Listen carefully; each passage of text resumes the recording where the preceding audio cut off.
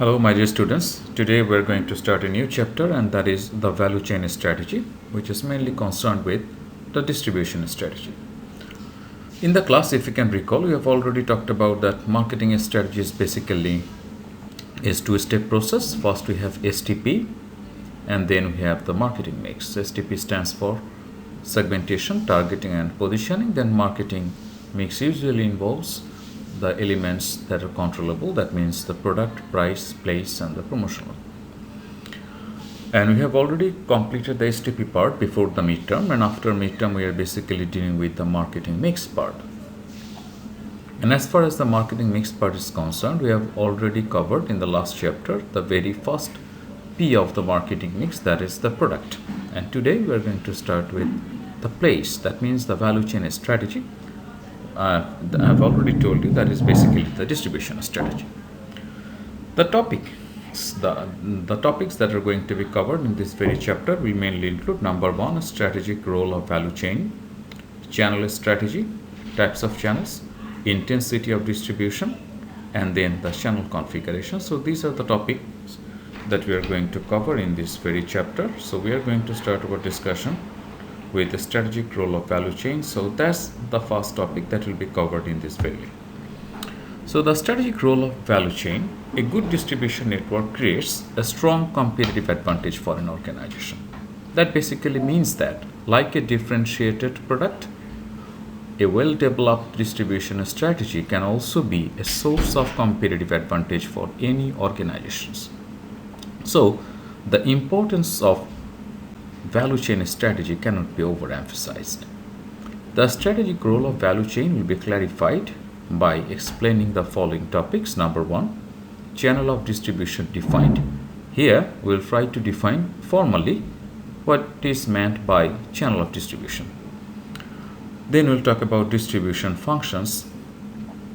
In this section we'll basically talk about the distribution functions that are expected of a manufacturer of tangible products.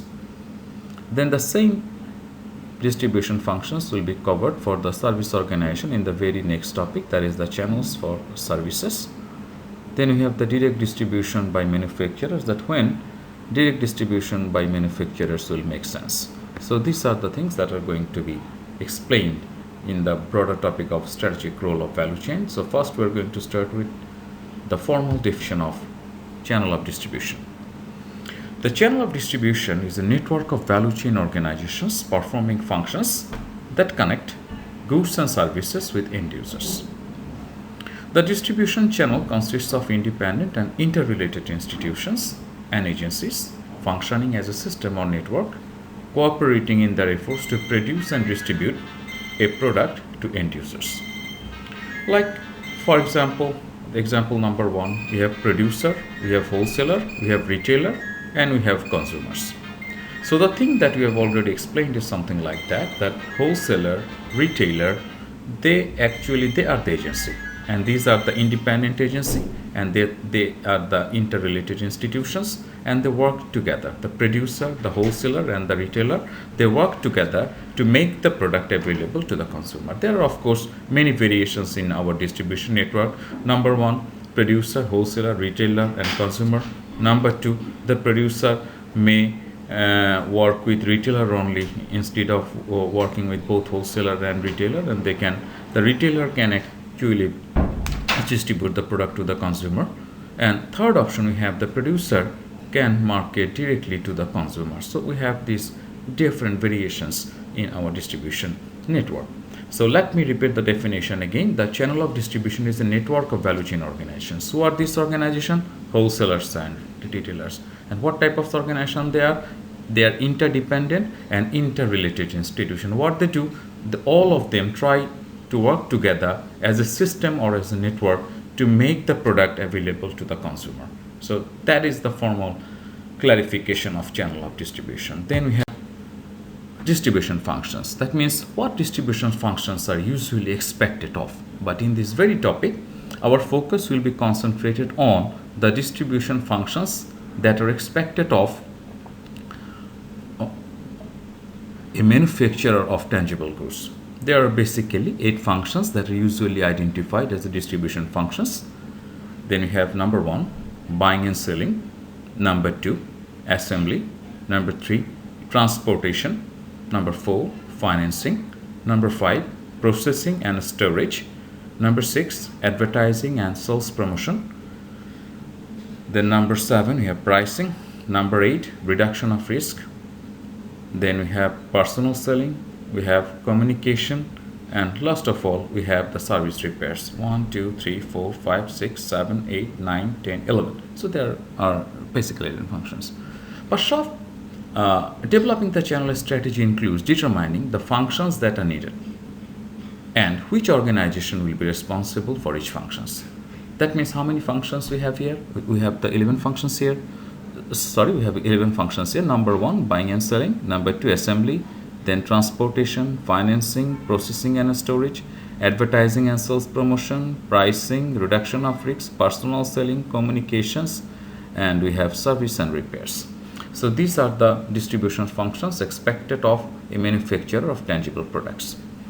But developing the channel strategy involves basically determining the functions that are needed. That means how many of the relevant functions are needed, and then deciding who will perform which functions. So that is the main aspect of distribution functions. Suppose in our organization, suppose processing and storage is a very critical issue. If processing and storage is a critical issue, then we'll decide who will perform that task. Usually wholesaler is the group of people who are usually assigned with the responsibility of processing and storage. So that's how our distribution strategy will identify the functions first, which functions are needed, and then who will perform this function. Is it the wholesaler or is it the retailers that these people are going to perform these functions?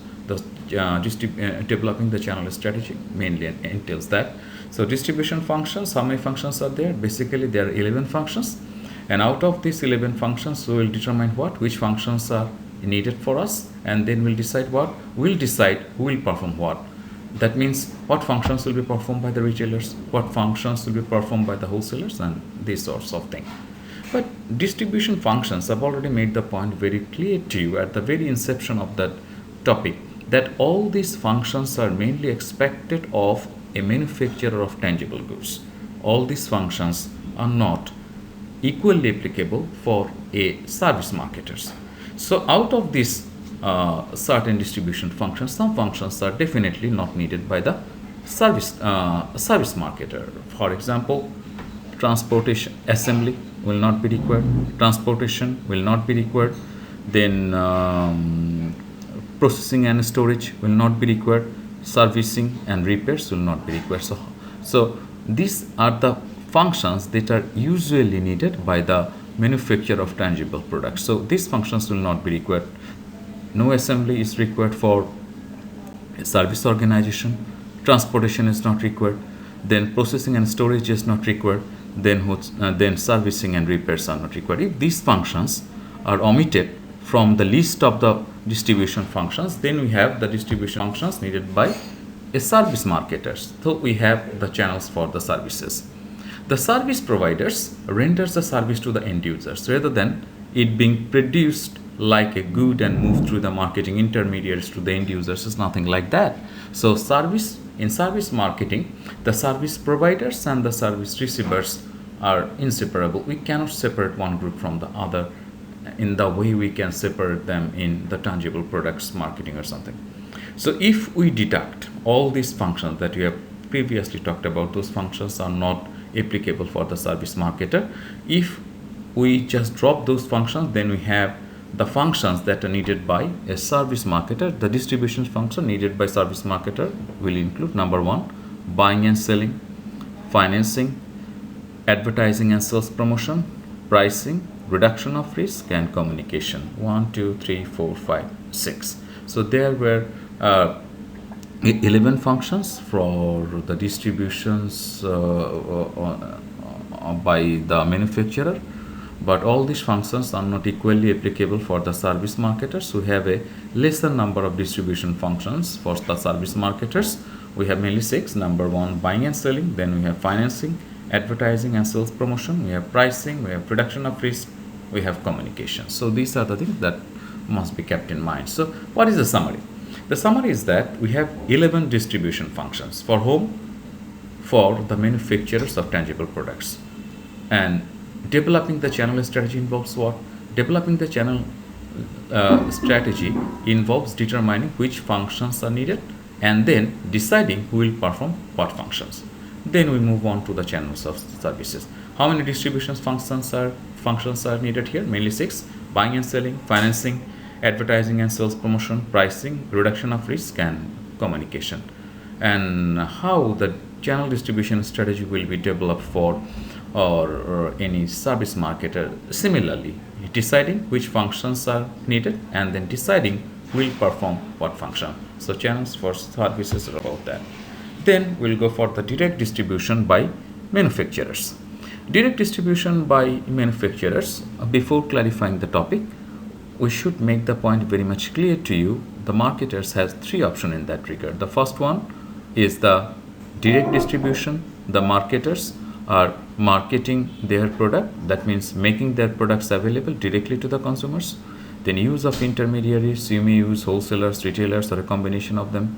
And the last option, situation in which both are feasible, you can use both direct marketing and indirect marketing at the same time. But in this very topic, we are basically focusing on that how some factors may affect the direct distribution by the manufacturers. There are basically 4 factors to be explained in that regard. The number 1, buyer considerations. Number 2, competitive considerations. Number 3, product characteristics. And the last one, financial and control consideration. First of all, we are going to discuss the buyer consideration. That means under which buyer consideration direct distribution by manufacturers will make sense. In that regard, we would like to propose 3 factors in that regard. That means 3 factors, that means 3 buyer consideration can affect the direct distribution decision by the manufacturers.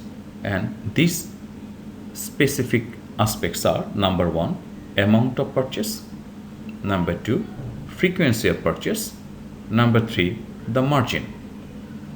And under which condition direct distribution will be favored. Let me repeat. If the amount of purchase is high and the frequency of purchase is low and the margin is very high, then direct distribution by the manufacturers will be favored by any other distribution strategy. So let me repeat again. How many buyer considerations are there to be considered? 3. The first, amount of purchase. Number 2, frequency of purchase. Number 3, the margin. So, how these considerations are to be evaluated? The guideline is very simple. If the amount of the purchase is high, the frequency of the purchase is low, and the margin of the purchase is high, then direct distribution will be favored over any other distribution strategy. So in buyer consideration, there are 3 factors to be considered: amount of purchase, frequency of purchase, and the margin of purchase. If the amount of purchase is high, the frequency of the purchase is low, and the margin is very high, then direct distribution will be favored over any other distribution strategy. So that must be kept in mind. Then we have the competitive considerations. In competitive consideration, the basic idea is that some organizations are in the habit of using their distribution channel strategy for the purpose of differentiating themselves from the others. For example, Apple. Every single time Apple is introducing a product, it is usually introduced in the iStore, their very own store. So they are using iStore for the purpose of differentiating Apple from any other distributors, from any other marketers of similar kinds of products. So distribution channel can be used for the purpose of differentiating one marketer from another. If that is the case, certainly direct distribution by the manufacturers will make sense.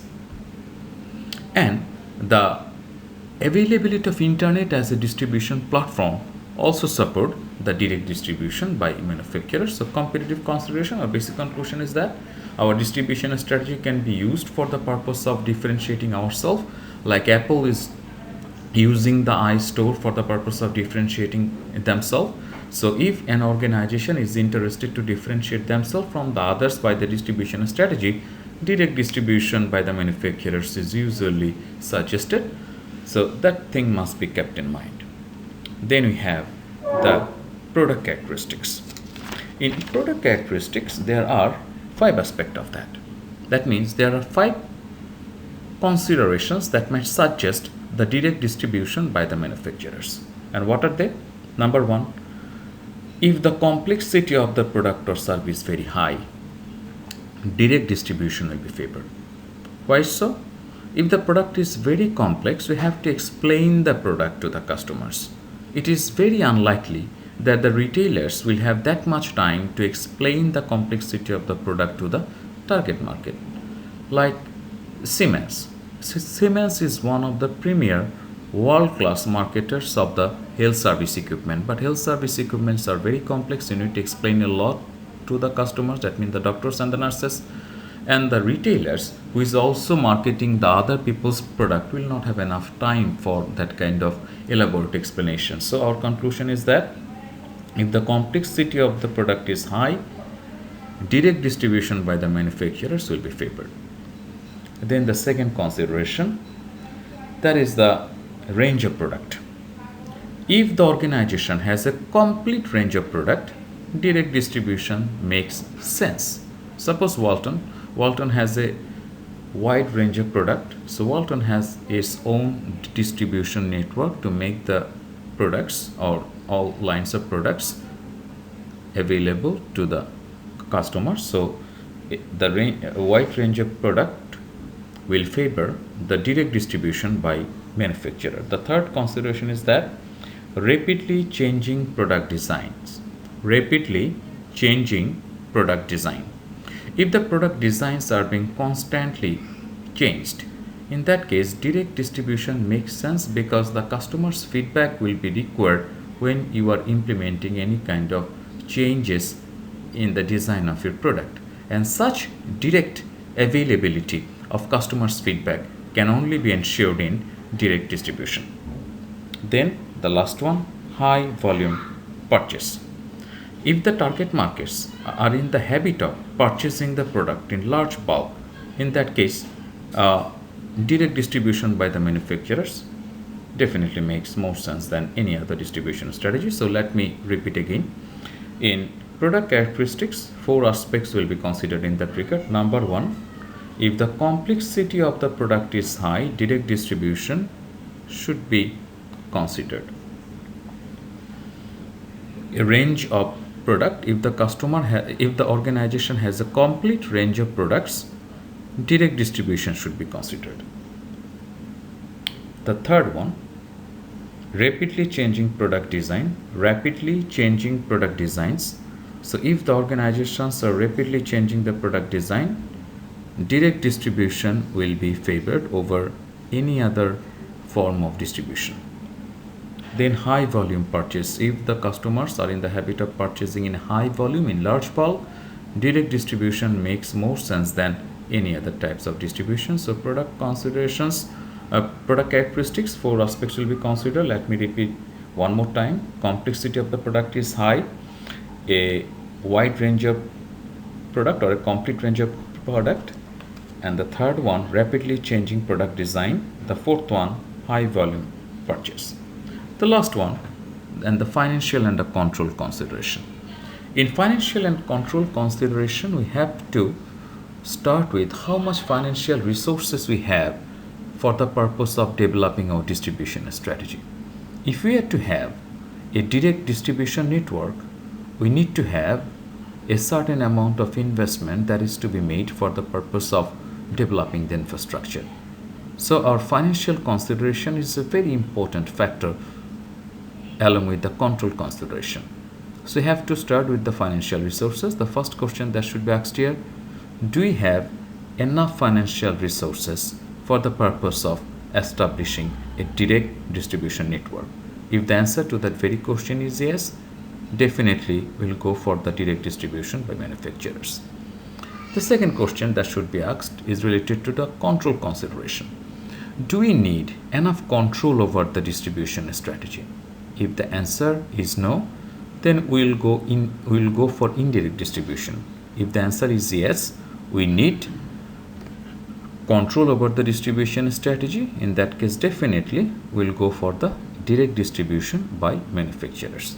So let me sum it up, that what is the learning outcome of completing this very topic, direct distribution by manufacturers. After completing the topic, the student should be able to explain under which condition direct distribution by manufacturers will be favored over any other form of distributions. And in answering that very questions, we'll have to explain how many factors? 4 factors. The number 1, buyer considerations. Number 2, competitive considerations. Number 3, product characteristics. Number 4, financial and control consideration. So, in terms of buyer consideration, we have talked about how many aspects are there?